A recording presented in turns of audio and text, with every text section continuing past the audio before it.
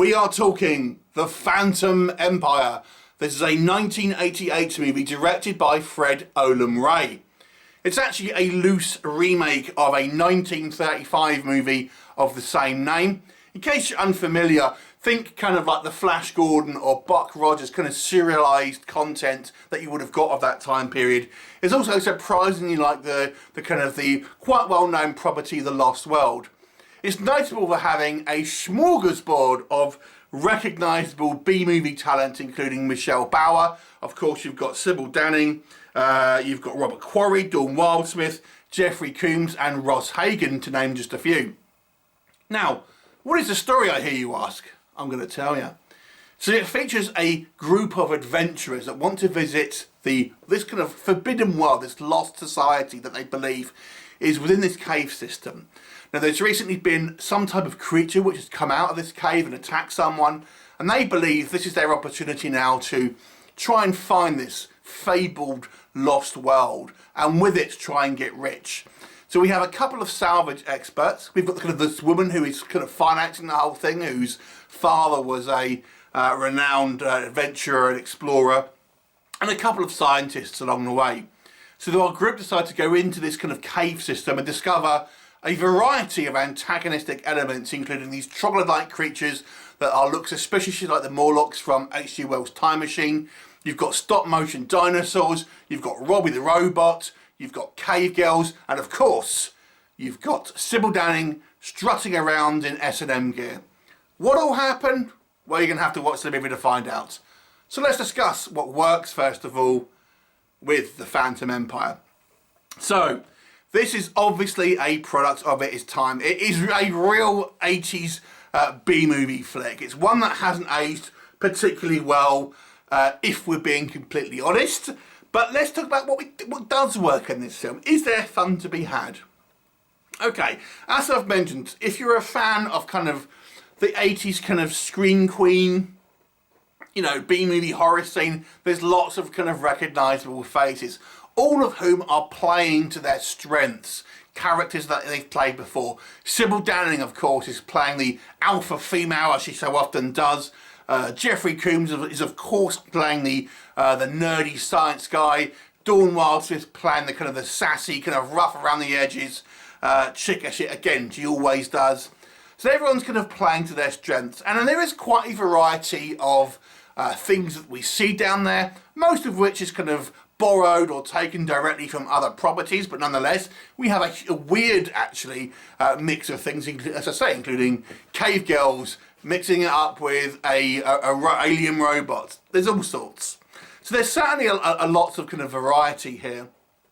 For its time, the movie's quite well shot. I mean, it's obviously not meant to be particularly realistic. We're meant to believe that they've been in this cave system for, you know, a day. It all seems to be completely kind of well lit and things like this. And yes, it's obviously a movie you cannot kind of take seriously or nitpick too much, because you're just going to be you're never going to stop.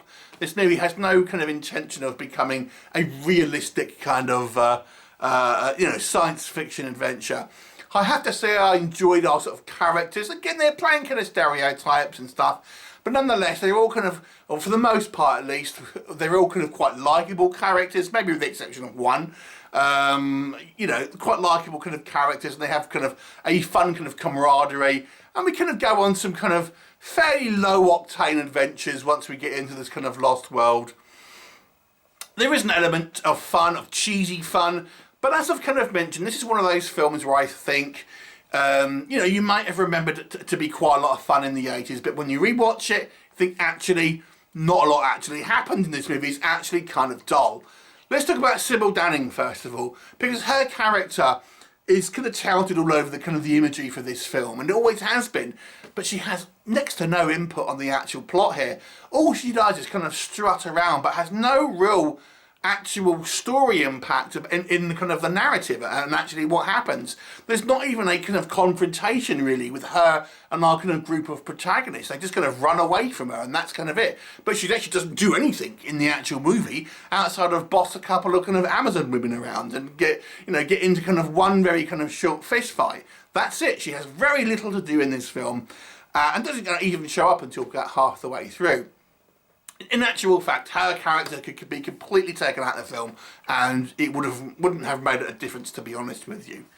And even then, the kind of the dinosaurs and stuff, they're obviously, it looks to me that they've been taken from other properties. I can't, maybe they've come from, you know, some type of dinosaur film. I can't remember, to be honest with you. We have things here that are clearly taken from other properties. This kind of futuristic car was taken from Logan's Run. Robbie the Robot looks like it was taken directly from, you know, I don't know, the Forbidden Planet or something like that, and just kind of been slightly kind of changed. So it's all kind of like a bit of a hashed together kind of mess, and our kind of group of protagonists don't really get to do very much. All they're kind of doing is running from one place to the other, to the next, and then they're kind of, without really actually directly kind of doing anything. They don't actually do much in regards to, once they're in this kind of forbidden world, outside of run away from things and then run away from something else. And that's kind of it. So the movie actually doesn't have a hell of a lot going on, and it's just one of these films which you can kind of, you know, look at it and think, oh, that's kind of funny, that's kind of cheesy, but you think it's a little bit silly, you know, it's just a little bit silly for this, you know, this day and age. It was a 1998 film. In 2021 and beyond, it is just kind of a little bit of a mess, to be quite honest. It's not one of these films which I think has aged well, and you can kind of look back with reverence and enjoyed it for what it is. And it's happened with a few kind of 80s movies that I've kind of rewatched whilst doing this kind of channel. I've got to say as well, Dawn Wildsmith is incredibly annoying. She kind of plays the same kind of like gruff character in practically every movie, but here she kind of is very, very kind of grating. I think at the time it was probably considered funny, now it's just kind of grating. And it's ultimately not a particularly interesting film. It has a few fun elements, but you never really feel that they're kind of like, there's kind of much going on, to be honest. I think Jeffrey Combs is probably the best thing in this. And yeah, Sybil Denning looks great, but she's kind of wasted, to be honest. This movie is unfortunately not very good. I'll give it a 3 out of 10. Not one of the kind of the classic 80s movies for sure. You can probably watch it and just laugh at it and that kind of stuff, but it's one of these films that you can really only enjoy on an ironic basis. So yeah, 3 out of 10. Have you seen it? What did you think of it? Leave me a comment and I'll look forward to seeing you next time. Bye for now.